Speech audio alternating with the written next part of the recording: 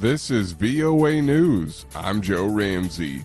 The Russian commander of a militia that conducted a raid on a Russian border region this week said on Wednesday his group would soon launch more incursions into Russian territory. The operation is ongoing.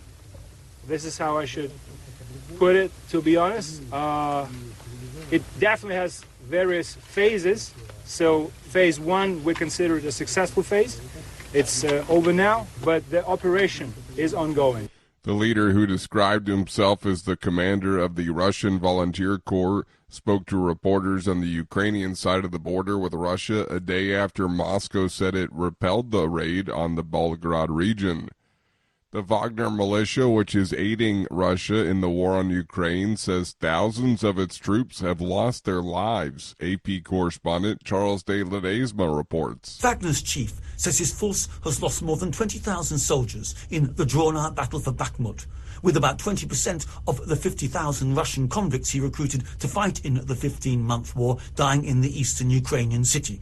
The figures in stark contrast with claims from Moscow that it's lost just over 6,000 troops in the war. The Ukrainian General Staff says that heavy fighting is continuing inside Bakhmut, days after Russia said it's completely captured the devastated city. I'm Charles de Ledesma. Former Pakistan Prime Minister Imran Khan said Wednesday that senior leaders were being pressured into resigning from his party amid a crackdown as the former cabinet minister became the latest to quit.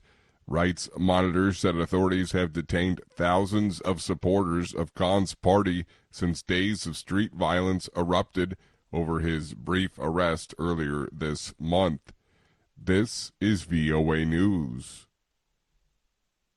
Officials from 6 African nations visited Israel last week to discuss more cooperation on Israeli technology to serve Africa's growing population. Linda Gradstein reports from Jerusalem. The Mitrelli Group, a Swiss company that employs Israeli technology in Africa, marked its 10th anniversary by bringing officials from 6 African countries to Jerusalem. Mitrelli's founders, CEO, and many of its staff are Israeli, and they say that Israeli innovation can move Africa forward. The population of Africa is expected to grow to 2.5 billion people in the next 30 years. The Mitrelli Group says Israeli technology can help African states not only meet their population's needs, but also flourish at the same time. Linda Gradstein for VOA News, Jerusalem. Negotiators for Democratic U.S. President Joe Biden and top congressional Republican Kevin McCarthy reconvened at the White House on Wednesday to try to close a deal to raise the United States debt ceiling and avoid a catastrophic default. Time is running short as the Treasury Department has warned the federal government could be unable to pay all of its bills as soon as June 1st. Just 8 days away, it will take several days to pass legislation through the narrowly divided Congress. How could a default on the U.S. debt ceiling affect regular Americans? The Treasury Department could start missing its obligations as early as June 1st and could trigger a Wall Street meltdown of historic proportions. Reuters correspondent Matthew Laratunda explains. Even if Treasury continues to pay bondholders on time, experts say the political dysfunction would also sow distrust in America's economy. The first to get hit would likely be employees at doctors' offices, hospitals, and insurance companies. Why? Well, because on June 1st, they're due an estimated $47 billion in payments through Medicare, America's public health insurance program for older citizens. And because Medicare funds about a fifth of American health care, some doctors might not have money to pay staff and other bills. Reuters correspondent Matthew Laratunda. Tina Turner, the American-born singer who left a hardscrabble farming community and abusive relationship to become one of the top recording artists of all time, died on Wednesday at the age of 83.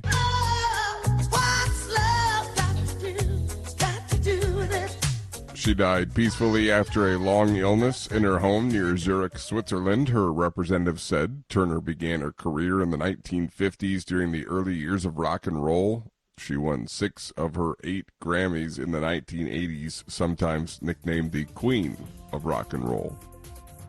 I'm Joe Ramsey, VOA.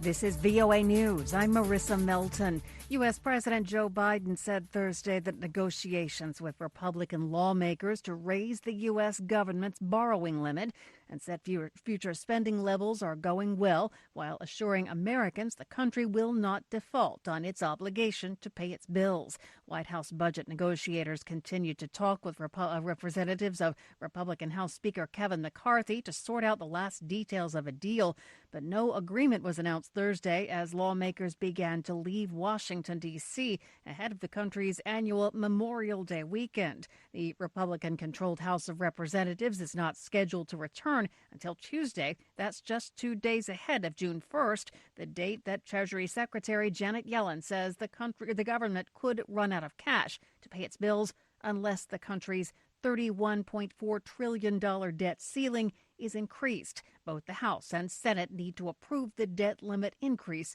before the president can sign it into law. A federal judge sentenced the founder of the far-right militant Oath Keepers, Stuart Rhodes, on Thursday. VOA's Diane Roberts has details. Rhodes was sentenced to 18 years in prison on Thursday for seditious conspiracy and other crimes related to the January 6, 2021 attack on the U.S. Capitol.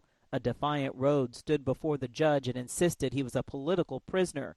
Rhodes is a former Army paratrooper turned Yale-educated lawyer who founded the far-right Oath Keepers militia.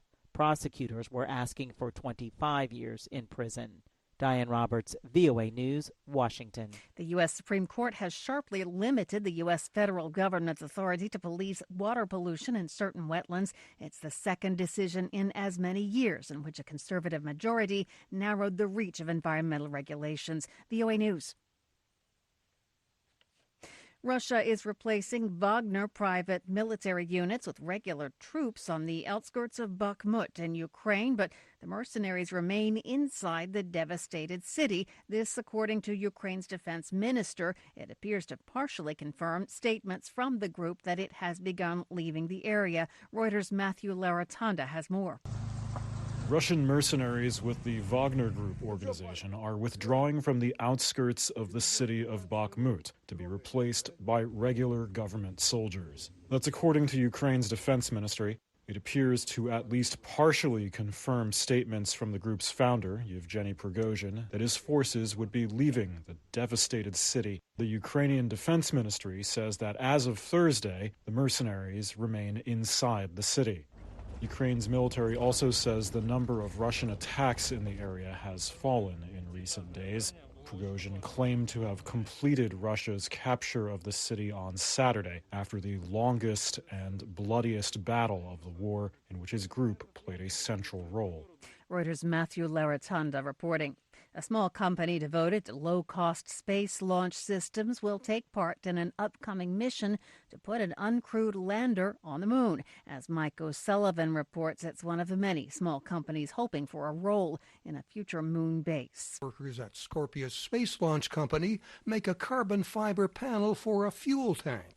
Something like the tank that will take the Nova C IM-1 lander to the moon's surface as early as June of this year. The small Torrance, California-based company is keeping down costs for a scientific venture that will run experiments on the moon, providing a tough, lightweight fuel tank that resists extremely low temperatures. The Nova C lander is designed by a Texas company called Intuitive Machines, and the data it collects will support the International Artemis program led by the U.S. space agency NASA that will return humans to the moon as early as 2025 for the first time since 1972.